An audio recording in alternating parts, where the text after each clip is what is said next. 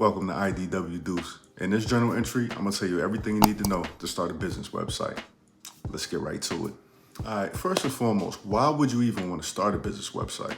A business website is a good tool to use for your business. It's a good way to advertise, a good way to introduce yourself to the world for whatever product or service that you want to present. It's also a great way for you to interact with your customers. It gives you a more professional look than just having an IG or a Facebook page. Not to say that those can't be professional, but if you have a website, you're able to present yourself to a different audience who may not be on your social media. Okay.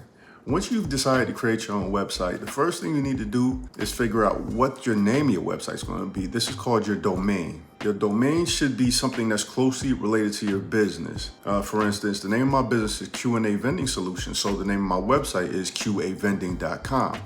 You want them to be similar because this goes into your branding. You don't want something that's totally different from what your brand is. If your business is one thing, you want your website to be something that's closely related to that. If you can, try to make it something that's memorable, something that catches someone's attention. You want your customers to be able to remember your website just off the top of their head. Like, does anybody really have to think about how to get to Google or Microsoft or things of that nature, or Amazon?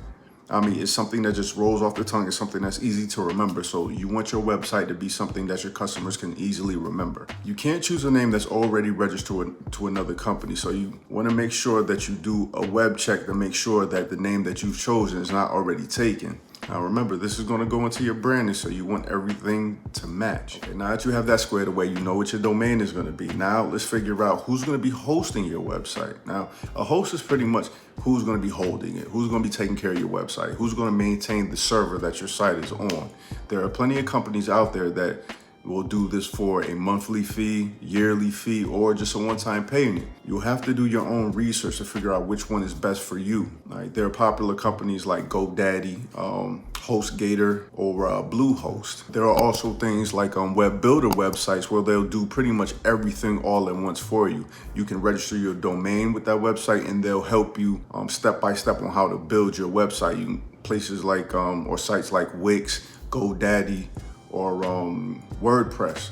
Those are sites that kind of make it easy for you and encompass everything all in one. They also provide a number of other tools like SEO, which is search engine optimization. That's what you use when people go to Google, they type in a name and they want to search the web for certain things. Search engine optimization is the tool that is used for your website to be found. They also have things like site analytics.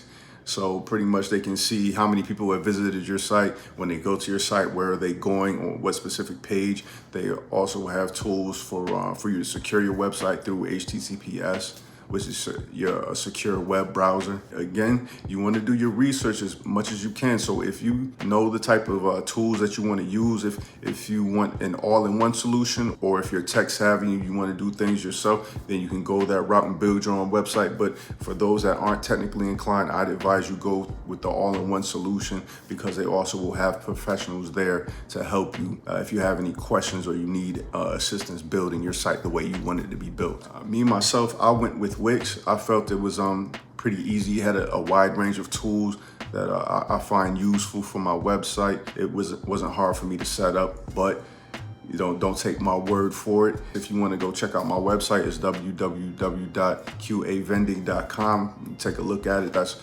everything that I built on Wix. Right. The next thing you need to figure out is, how is your website going to flow? You need to figure out the functionality of it and the navigation of it. Now, this is going to pretty much depend on how your business is. If you have a service-based business, you may require multiple pages. If you're selling products, you want to have a page that presents your products. You're going to have a separate page that might describe your products or your service, or you have another section of your website where people check out. These are things that you kind of have an idea on how you want it to flow. Now, I'm not telling you have to reinvent the wheel. If you have a site that's similar to what you're trying to do, you can pattern it after that. You can visit other sites to see how they work and see if that's something that you would like for your website, if you'd like it to function in a similar way. So you have an idea if you're going to do it yourself, or if you're going to hire a professional, you can tell them, okay, I want my site patterned after this. The idea behind the functionality and usability of your website is you want to make it easier for your customers or your users, the people that are going to visit your website. You don't want to make it hard for them to give you their money. You want to make it as easy as possible for everybody that comes to your site so they can find what it is that they need, they can get in, get out. That's the point. You can have different pages for different things. You got one page for an about page. You can have another page for your product or service. You don't want to have everything jumbled onto one page because that's not going to look too professional and it just looks like it's choppy. So you want to have an idea of what it is you want your website to do and how you want it to function. Don't get flustered with the process. There are professionals that can help you set up your website. If you chose a host that has a professional staff, they can help you build it. If you'd like to go out on your own, you can go to places like Upwork or Fiverr.com where you can hire freelance developers who can put it together for you. Somebody that specializes in web design, they can help you out. You pretty much just give them an idea of what you want and they can format that for you. Now, once you figured out how you want your website to flow, how you want it to function, now you have to keep in the back of your mind your branding. This goes into your social media presence. This goes into your website. You want everything to flow. I have another video where I spoke about a sales funnel. Now, the sales funnel pretty much is transforming users into customers. Now, what you do is you generate traffic and you point them in a specific place where you have your products for sale. Say you have a social media, you have a Facebook or you have an Instagram page that you do reels or you have images of your products.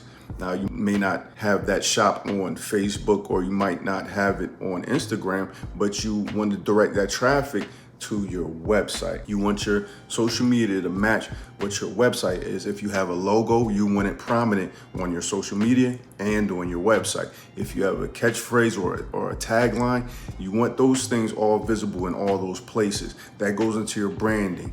That's building trust. That's building relationship. That's familiarity between the different platforms. That's what you want. You want people to easily recognize your logo and associate it with your social media or your website. If you don't already have a logo, again, you can go to places like Upwork or Fiverr. I actually went to Fiverr and got my logo done for me. It cost me about $50. They gave me a 2D print, a 3D print, and they gave me a bunch of other files that I don't even know what to use them for. But all I know is they came up with a logo based off of what I told them I wanted, the colors I wanted, the style I wanted it.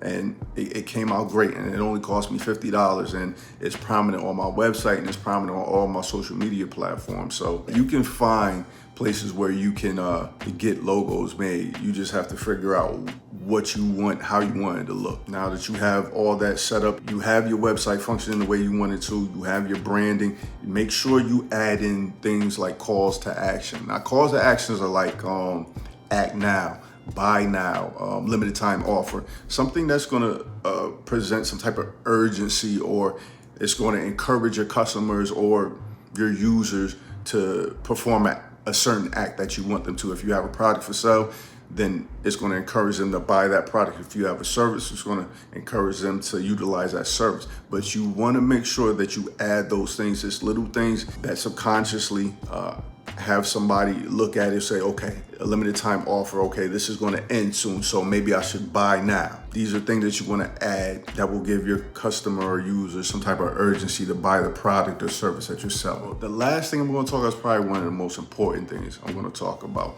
If you're going to have a website, you want to have things like a terms of use policy and a privacy policy. Now, the term of use policy is for telling users, okay, this is how you need to use the website.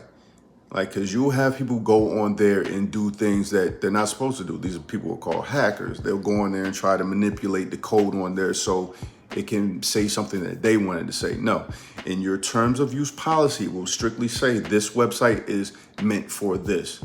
Now, I say this is a CYA. If you don't know what that means, you can look it up, because you want to have that policy prominent. You want to have it on the footer of every page on your website so they can't escape it. Now, the privacy policy is something that you're going to need, especially if you plan on collecting users' data.